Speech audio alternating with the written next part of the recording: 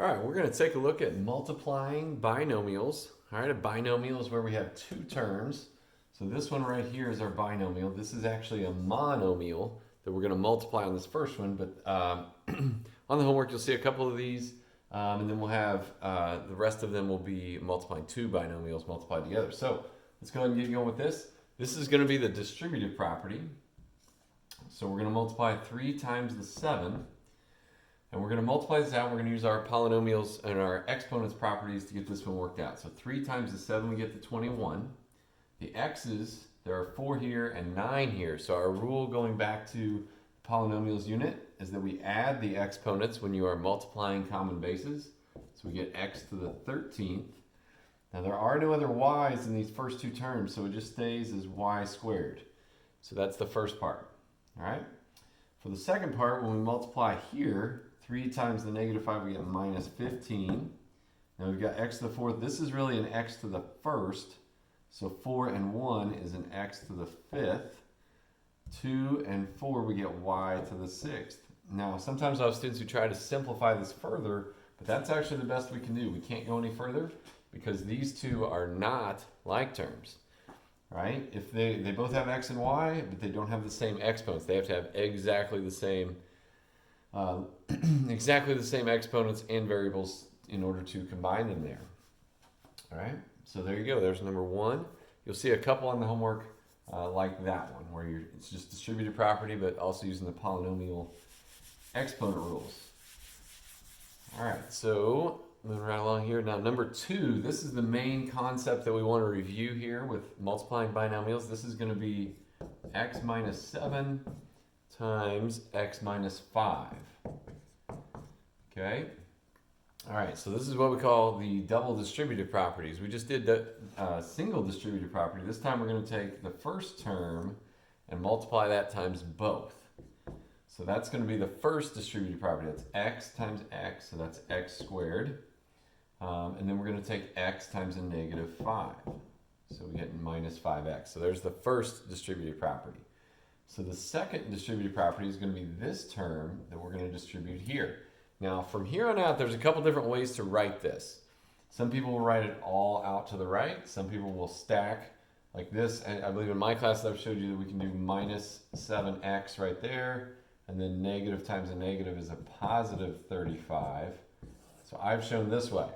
However, if you want to write it all out to the right and then just combine these two like terms, that is perfectly fine. They both get you the same answer. We're still combining the like terms in the middle here. We get x squared minus 12x plus 35 as our answer there. Okay, and just to show you real quick, if you wanted to write it the other way, you could, on this step, put minus 7x, negative negative is plus 35, and then these two, you would still get this exact same answer. Just sometimes I've found stacking them. I've taught it both ways, but hopefully that makes sense. Okay, either way should work depending on which teacher you've had in the past. All right, so there you go. There is number 2, double distributive property. And last one here for the notes. We keep the notes a little bit shorter today.